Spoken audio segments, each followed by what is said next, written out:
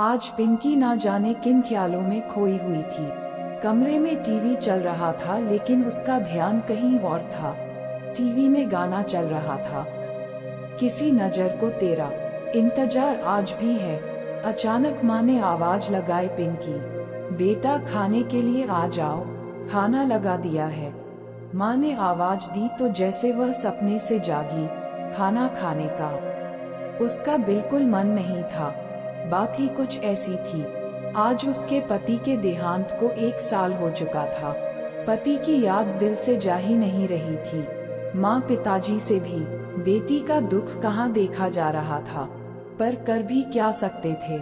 नियति को यही मंजूर था। माँ के साथ खाना खाते हुए अचानक पिंकी की नजर फेसबुक पर किसी फ्रेंड रिक्वेस्ट पर गई। कुछ देर के लिए उसकी नजरें थम सी गई। दिल को यकीन ही नहीं हो रहा था कि यह वही है। रिक्वेस्ट उसके बचपन के सहपाठी राकेश का था। पिंकी इसी उधेड़बुन में थी कि रिक्वेस्ट एक्सेप्ट करूं या नहीं। आखिरकार हिम्मत करके रिक्वेस्ट एक्सेप्ट कर लिया। अब दोनों के बीच मैसेज से बातें होने लगी। राकेश स्कूल के दिनों से ही पिंकी को बहुत पसंद करता था, पर कभी खुलकर बोल नहीं पाया। दोनों के परिवार में जमीन आसमान का अंतर जो था। राकेश एक साधारण परिवार से था। पिता खेती बाड़ी करते थे और पिंकी गांव के एक बहुप्रतिष्ठित परिवार से थी। जब भी राकेश स्कूल आता है तो उसकी नजरें पिंकी को ढूंढती रहती। पिंकी इन सब बातों से बेखबर थी। अलबत्ता उसकी कुछ सहेलियों को इस बात की भनक जरूर थी। आखिरकार वह दिन भी आ गया जब सबको एक दूसरे को अलविदा कहना था। आज स्कूल में फेयरवेल पार्टी थी। सब जिद कर रहे थे कि राकेश कोई गीत गाए। व्हाइट शर्ट और ब्लू जीन्स में राकेश काफी हैंडसम दिख रहा था। सभी सहपाठी गाने के लिए जिद कर रहे थे, पर उसकी नजरें तो पिंकी पर टिकी हुई थी। उसे देखते हुए उसने गीत शुरू किया। तेरी गलियों में ना रखेंगे कदम, आज के बाद आज ना जाने क्यों पिंकी को भी अपने अंदर कुछ टूटता हुआ महसूस हुआ, पर उसे शायद समझ नहीं आया। स्कूल के एग्जाम हो चुके थे और पिंकी का एडमिशन शहर के एक कॉलेज में हो गया था। एक दिन अचानक से राकेश से सामना हो गया। राकेश का मन अभी भी यह जानने के लिए उत्सुक था कि पिंकी के दिल में उसके लिए क्या है। आज हिम्मत करके राकेश ने पूछ ही लिया, पिंकी क्या मैं तुम्हारे लिए इंतजार करूं या आज भी तुम्हारा जवाब ना है। इस बार भी पिंकी कुछ बोल नहीं पाई, पर उसकी खामोशी ने सब कुछ कह दिया। राकेश कुछ देर पिंकी को ध्यान से देखने के बाद अपना ख्याल रखने की हिदायत देकर वहां से विदा हो गया।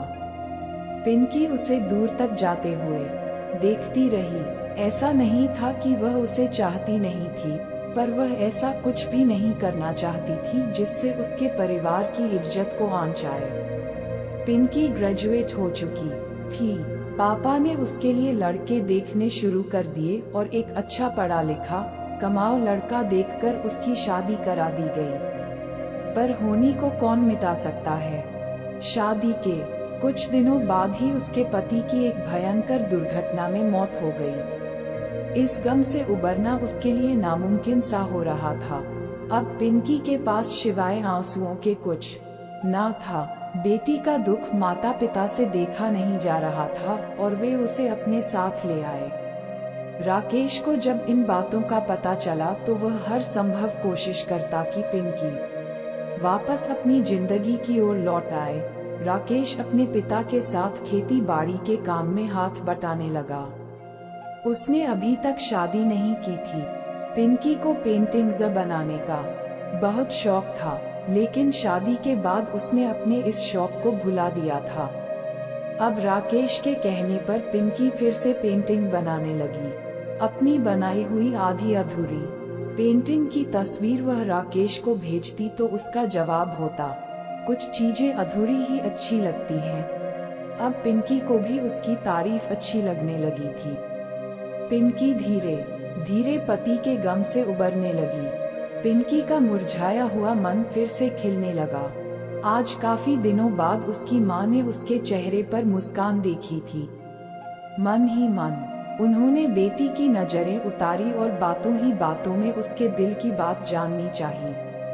बहुत पूछने पर पिंकी ने उन्हें सब कुछ सच सच बता दिया।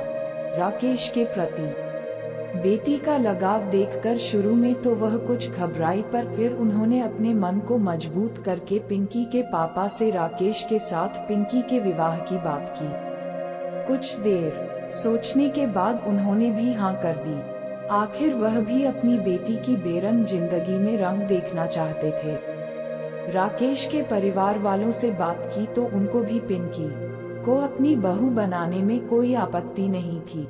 राकेश ने अपने पूरे परिवार को पिंकी की पिछली जिंदगी के बारे में सब कुछ बता रखा था। आखिर में सच्चे प्यार की जीत हुई। दोनों परिवारों के आशीर्वाद से आज पिंकी विदा होकर अपने पति राकेश के साथ उसके छोटे से घर में आ गई, जहां एक उम्मीदों भरी दुनिया उन दोनों का इंतजार कर रही थी।